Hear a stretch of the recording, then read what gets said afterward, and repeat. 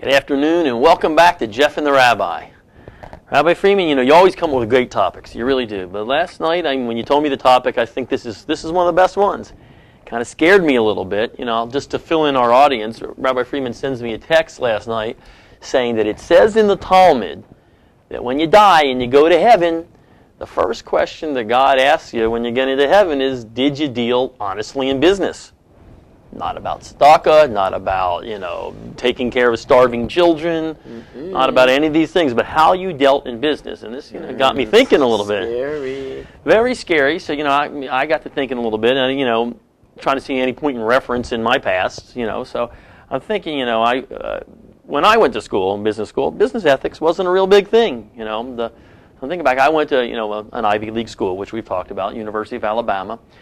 And back there, I was in the business school, and we had marketing, we had finance, we didn't have business ethics. But there was, I remember in a marketing course, they did have a chapter in business ethics, and I remember it was on the test. And still to this day, I remember it like it was yesterday, the question on the test, because I was pondering it. And I remember in our business ethics question on the marketing test was, and you remember I went to school in Alabama, so the question was, is it ethical? And it was an A-B type question. A, if a alumni accidentally leaves his Porsche with the keys in it and $50,000 in a duffel bag in the barn of some young corn-fed graduate, high school graduate in Alabama named Bubba, that can throw the ball 65 yards on a dime. Is that ethical? That was A.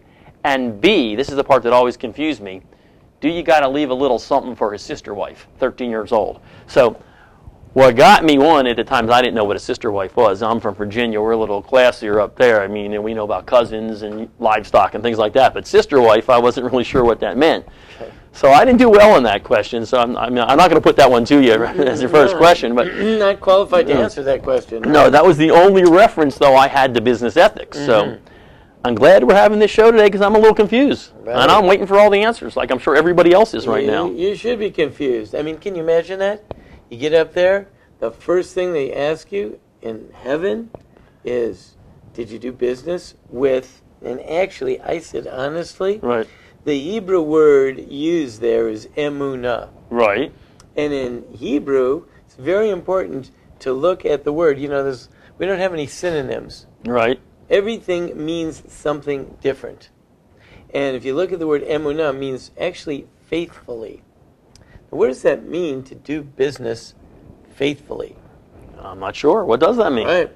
So, I guess you think honestly, of course, is, if a guy buys a product and, he says it weighs, you're selling him a pound worth of apples, there's got to be a pound there. You can't, mess with the scale. That's pretty simple. I guess that, would be pretty unfaithful to the guy pays for a pound and you don't give him a pound.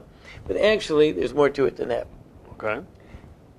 In the Talmud, this is all based on a verse in the book of Isaiah, in chapter 33 in Isaiah. And there, Isaiah is talking to the people, and he says, if you want to stay in the land and survive the Assyrian onslaught, you have to do a number of things. And the first of them is, you have to be faithful, emunah. Now, okay. Then the Talmud says, what does that mean, faithful? So the Talmud says two really interesting things. One is, it says, you have to do business faithfully. But the other thing it says is, you have to study the portions of the Torah that have to do with the agricultural laws. Okay. Now, what is the agricultural laws? Why would, learning about the agricultural segment of the Torah have anything to do with faith?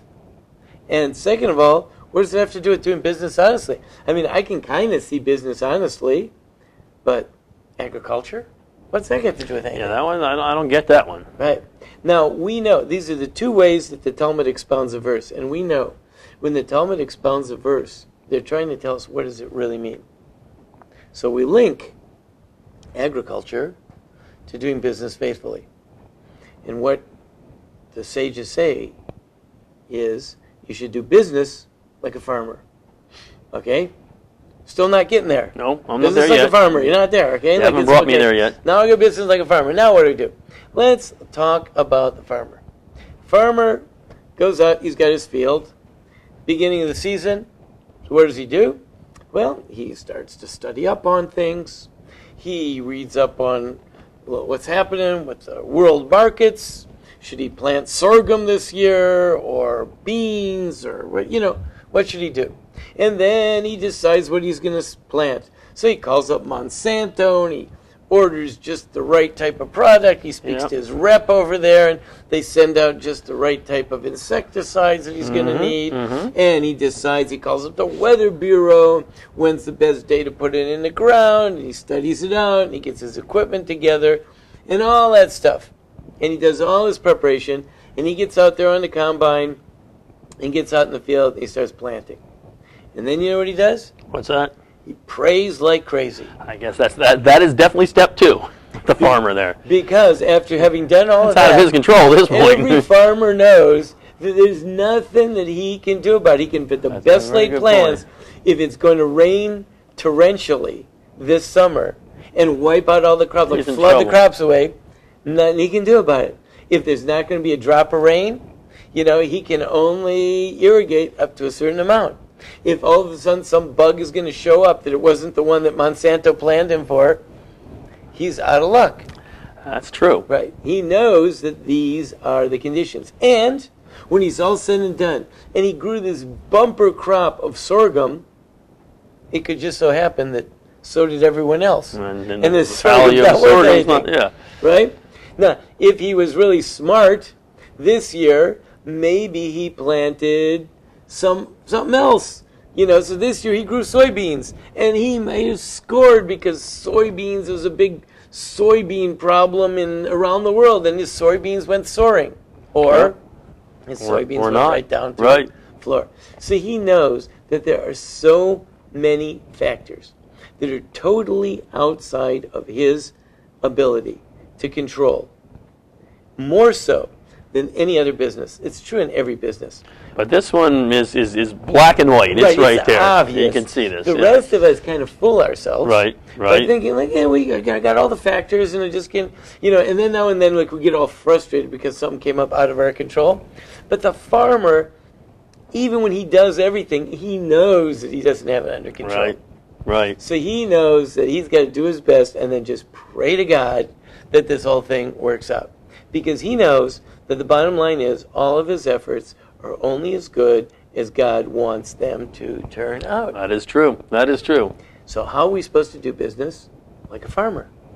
Which means being aware every single day that God is really running the show, and no matter how smart I am, no matter what kind of great idea that I had, no matter what angle I came up with, if God's going to want this to work, it's going to work, and I'm going to make it, and if not, not. I'm going to catch a break, or I'm not going to catch a break. That's a good point. Now, I have one issue with that, because I think this all the time. God obviously will take care of it, but isn't not God also giving us a little lunch? Well, yeah, Jeff, when God's talking to me, sure, I'll help in your business, but you better be smart enough to think to do this over here, and maybe you should think to do this over here. Aren't we kind of partnering with God? So we've got to carry our end as well, and how do we know where our end stops and God's end starts? Because that's always the toughie for me. Many times there was one guy, and he's kind of wealthy, and people listen to what he says. His name is William Gates. Heard of him? Yeah, right. So he's a pretty rich guy, maybe like computers, right? Computers, right? Think like top 10 in like the whole world, right? Now, and by the way, he became really, really rich, filthy rich, and made his money in PCs, which nowadays PCs aren't too hot. No, they're going down the tubes. Yeah, right.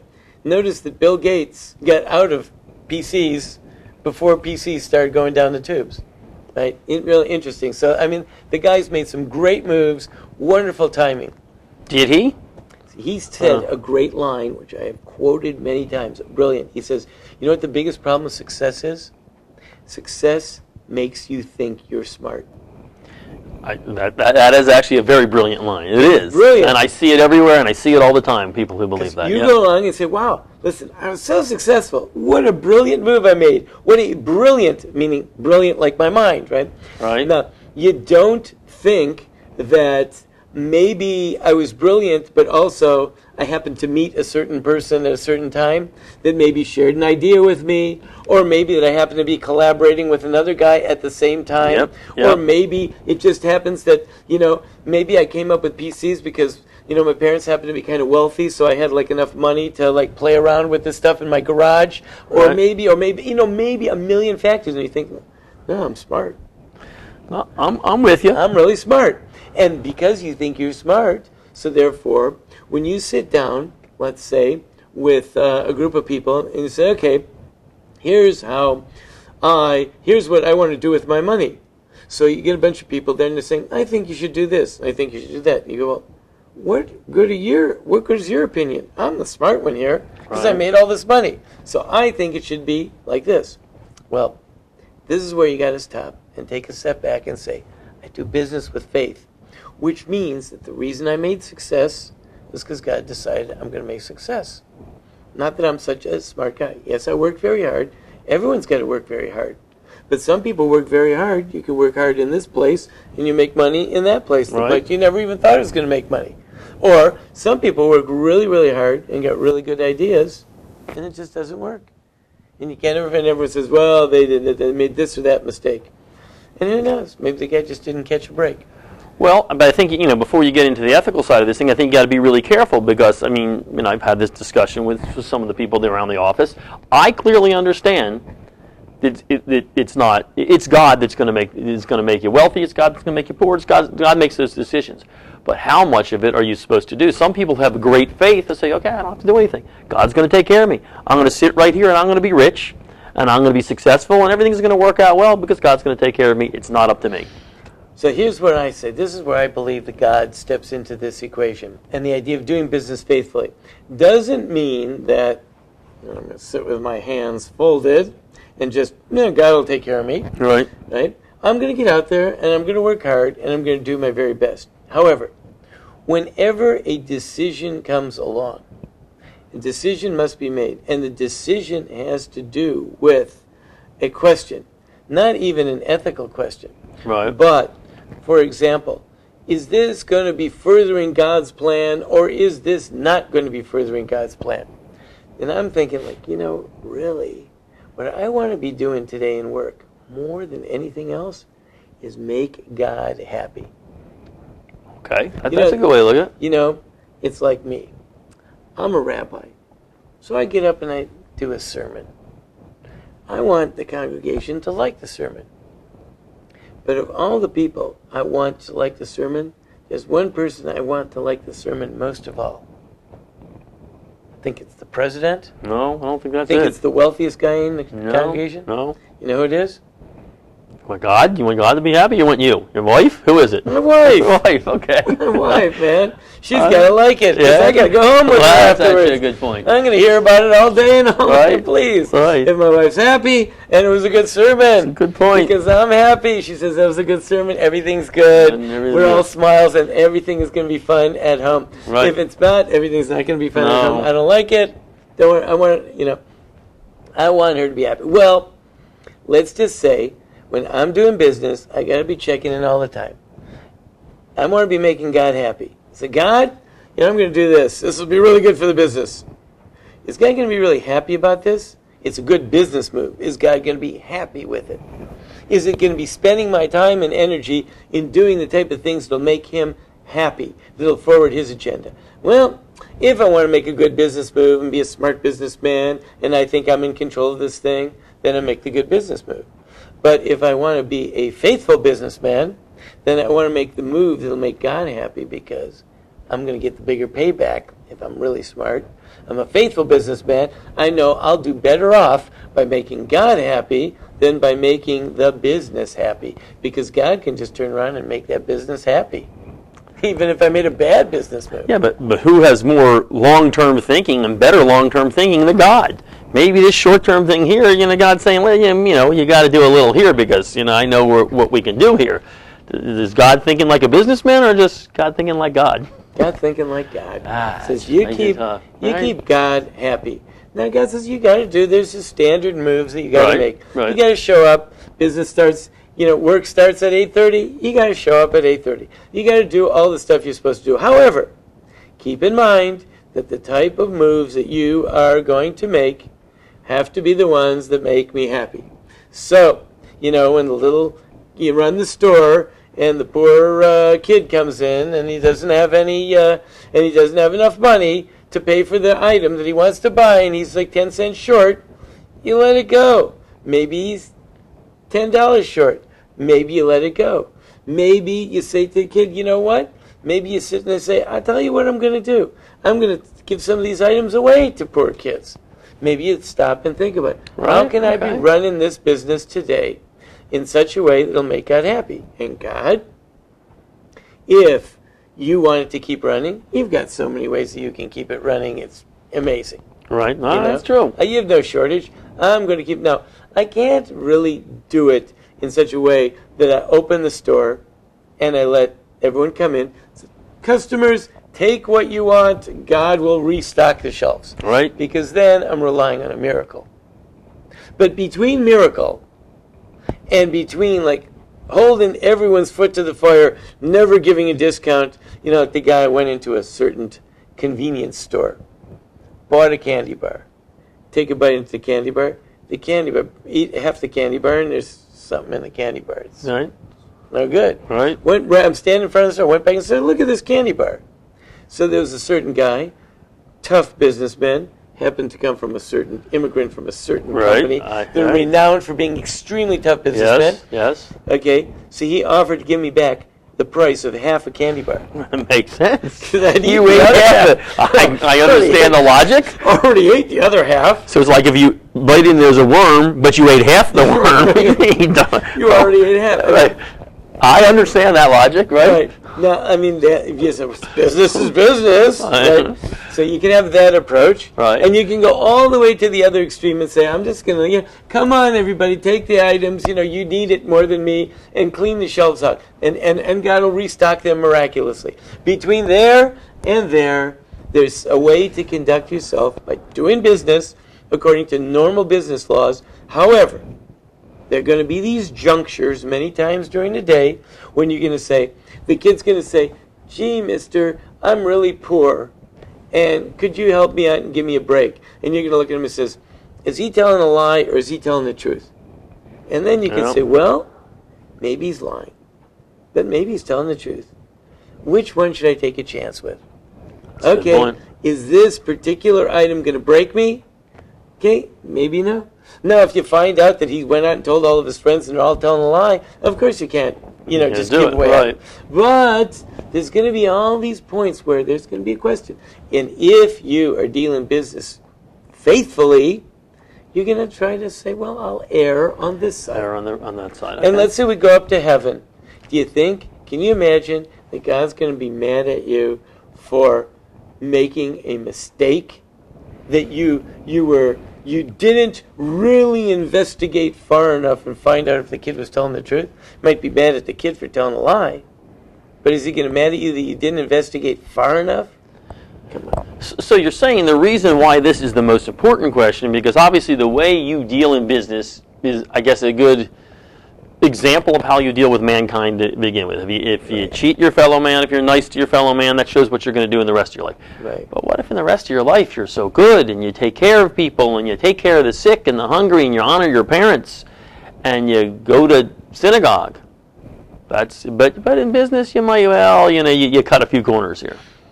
Still a problem? So cutting a few corners? Why? Well, okay. What did you expect to gain by cutting a few corners? Well, you said, if I start shaving off, if I just change the scale that little bit, put your finger on it, by the end of the year, that adds up. Who's that going to hurt? 2 cents a pound. Hey, those pennies add up, and that's my trip. That's my family vacation to the Bahamas, right? That's a good point. Yeah. Right there. You say, that's if you believe that the scale is earning you the trip to the Bahamas. But if you think that God's earning you the best trip to the Bahamas, why would you be messing with the scale?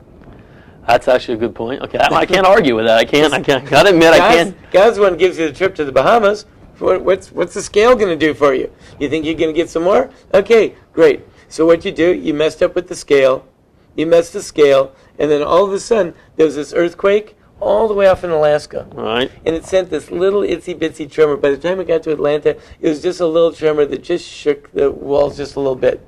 And of course, one item fell off the shelf in your store and smashed on the ground. Right? And that one item happens to be worth like 1 day's worth of cheating on the scale. Wow. Okay. So that's how it works. How'd you do now? Wow. You gonna mess with the guy that does earthquakes? Well, that's actually a good point. But you know what this also says here is, you've got an easy job. You've got the easiest job in the world. The guy doing business, he's got all these things to think about. You get to pray all day. You get to teach Torah all day long. You've got an easy job. You know that is really, really true. Because people that are interacting all the time have so many decisions to make. Think of this all day long. So many decisions to make. You got to figure it ethically. They got to try to do business right. They got to try to do business in a way that's going to maximize their profits. On the other hand, they have to keep asking them a question. Is this what God wants? It's like, get a headache thinking of all this. You know what this is like? You know, you're doing business.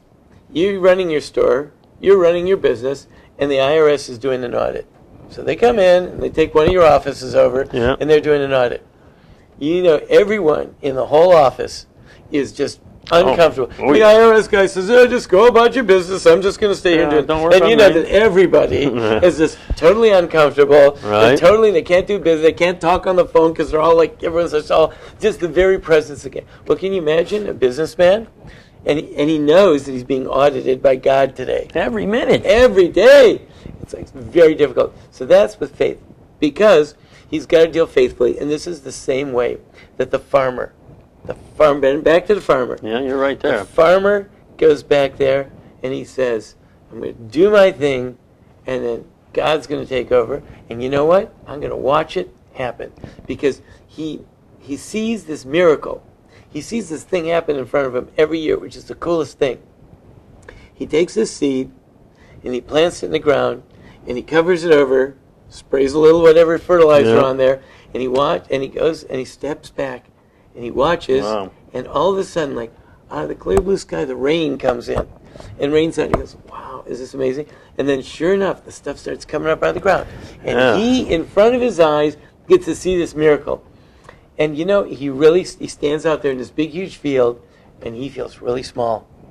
And he doesn't say, oh, look at what I did. You don't see farmers say, look at what I did. No wonder farmers seem to be so religious. I think you answered that one. And the That's farmer, a good point. You know what that farmer's saying? That farmer feels fortunate that he was able to partner with God to make stuff grow out of the ground. He feels really good, feels really close to God, because look at this. Like, God let me do all this stuff, and then he shared this miracle with me. Wow. And not only that, when it's all done, I get to eat it. I get to sell it. Wow. So beautiful. That is amazing. So how do you, this actually is an amazing message. It really is. How do you get this message out to people? Because listen, here's what we're taught in business, not just in business schools, but we're taught, like, if we work on Wall Street, you got to be aggressive, you got to be tough, you got to be the toughest, the fastest. You can't be soft. If you're soft, you're going to get hurt. You're supposed to maximize benefit to the shareholders. That's what you got to do. That's your job. Right. And it doesn't matter if the little old ladies in Bangladesh are like losing their eyesight producing your product. They get 30 cents an hour. I don't know what the problem is. But what do you think? If they want 31, you know whose pocket that's coming out of my shareholders. And my job is to maximize profit for my shareholders. But that's what we're taught. Now, I'm not talking about the guy who's blatantly going out there and he's stealing and he's cheating and he's hurting people. But that businessman out there, he's in Wall Street. Yes, he's hitting hard.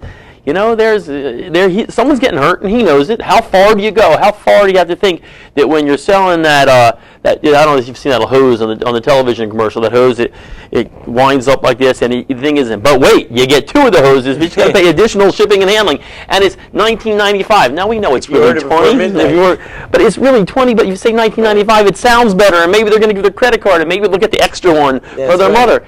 Is that? I mean, that's where the rub. And he knows also that probably 65% of his customers don't need it or will never use No, it. but it's a great commercial. The hose goes, it washes off the camper, the trailer, the thing. I don't know the camper trailer, but But it doesn't matter. It does it anyway. Hose, maybe I will. I'll get a trailer next. I'll get the hose first, then I'll get the trailer. Right. So he's the guy I worry about.